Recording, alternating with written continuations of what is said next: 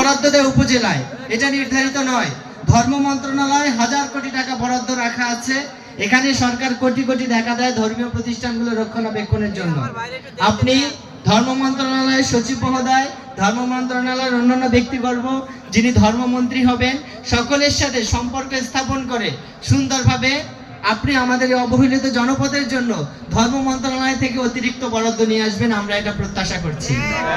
আমাদের এই অঞ্চল বন্যা কবলিত অঞ্চল, বাংলাদেশের সবথেকে বেশি দুর্যোগ যে জায়গাগুলোতে হয় তার ভিতরে গুরুত্বপূর্ণ অবহেলিত অঞ্চল হচ্ছে মোরেলগঞ্জ শরণখোলা। দুর্যোগ ব্যবস্থাপনা মন্ত্রণালয়ের অধীনে যে বরাদ্দগুলো দেওয়া হয়, আমি চাই যেহেতু আমাদের এখানে বেশি দুর্যোগ, সুতরাং আপনি দুর্যোগ ব্যবস্থাপনা মন্ত্রণালয় থেকে সবথেকে বেশি বরাদ্দ আমাদের এলাকার মানুষের জন্য নিয়ে আসবেন। আমি আপনার প্রতি বিনীতভাবে অনুরোধ করছি, মাননীয় এমপি মহোদয়, বাংলাদেশ জামায়াত ইসলামকে মানুষ ভোট দিয়েছে, আপনাকে মানুষ নির্বাচিত করেছে। এই এলাকার মানুষ দীর্ঘদিন থেকে অবহেলিত, আপনি নির্বাচিত হওয়ার পরে এলাকার মানুষের দু চোখে একটা আশার আলো ফুটেছে। আপনার জন্য আমার মায়েরা রোজা রেখেছে নির্বাচনের দিনে, আমাদের মায়েরা রাত জেগে তাহাজ্জুদ পড়েছে, আমাদের ভাইয়েরা রাত জেগে দিন ভরে ভোট কেন্দ্র পাহারা দিয়েছে। তাদের কোনো প্রকার স্বার্থ কিংবা ব্যক্তিগত প্রত্যাশা জায়গা থেকে এগুলো করেনি। মাননীয় এমপি মহোদয়কে আমি বিনীতভাবে অনুরোধ করব, জনপ্রতিনিধি হিসেবে যে দুইটি গুণ থাকা দরকার, একটা হচ্ছে সততা, 2 নম্বর হচ্ছে কাজ আদায় করে নিয়ে আসার যোগ্যতা, ক্যাপাবিলিটি। আমরা দৃঢ়তার সাথে বিশ্বাস করি আল্লাহ তাআলা আপনাকে 2টি গুণ দিয়েছেন।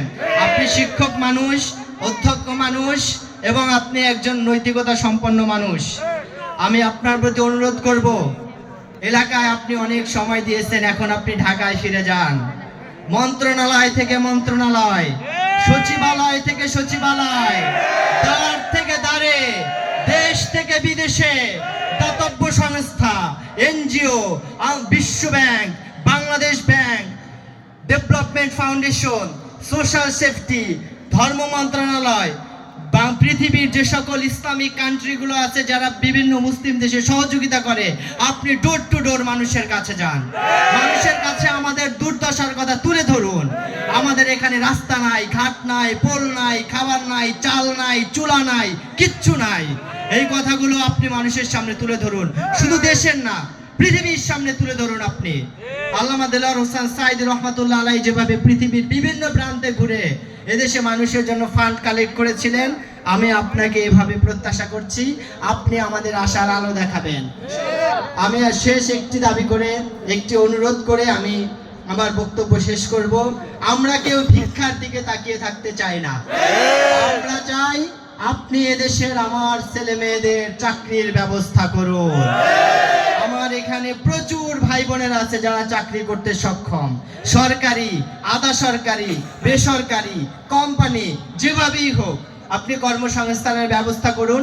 এখান থেকে যদি আপনি 5 বছরে 2 লাখ ছেলে মেয়ের চাকরির ব্যবস্থা করতে পারেন, পরবর্তীতে আর এদেশের মানুষের 5 সের চালের জন্য ইউনিয়ন পরিষদের সামনে গিয়ে ভিখারির মতো বস্তা নিয়ে দাঁড়াতে হবে না। আমরা সাস্টেইনেবল ডেভেলপমেন্টে বিশ্বাস করি। আমি জানি আপনার চ্যালেঞ্জ অনেক, মানুষের প্রত্যাশা অনেক, সম্ভাবনা অনেক। আমরা আমাদের এমপি মহোদয়ের জন্য দোয়া করি, 2 হাত ভরে দোয়া করি। আমরা আপনাকে প্রতিশ্রুতি দিচ্ছি, জগন্নাথ বিশ্ববিদ্যালয় কেন্দ্রীয় শিক্ষার্থী সংসদের ভিপি হিসাবে আমি বাংলাদেশের অন্যান্য শিক্ষার্থী সংসদের যে সকল ছাত্র প্রতিনিধিগণ আছেন সকলে আপনাকে সহযোগিতা করবেন ইনশাআল্লাহ। আমি আমিরে জামাতের সাথেও কথা বলবো, আপনিও কথা বলবেন। জামাত ইসলাম যেহেতু বিরোধী দল হিসেবে সংসদে রোল প্লে করবে, আশা করি জামাত ইসলামের পক্ষ থেকে এই অবহেলিত জনপদের কথা সংসদে এবং রাষ্ট্রের কাছে তুলে ধরা হবে ইনশাআল্লাহ। অত্যন্ত রৌদ্রের মাঝে অতিরিক্ত সময় নিয়ে আপনাদের কষ্ট দেওয়ার জন্য আন্তরিকভাবে দুঃখ প্রকাশ করছি। আমি আপনাদের সবাইকে এখানে উপস্থিত হওয়ার জন্য ধন্যবাদ জানাচ্ছি এবং আল্লাহর শুকরিয়া আদায় করে আমি আমার বক্তব্য এখানেই শেষ করছি। আসসালামু আলাইকুম ওয়া রাহমাতুল্লাহ।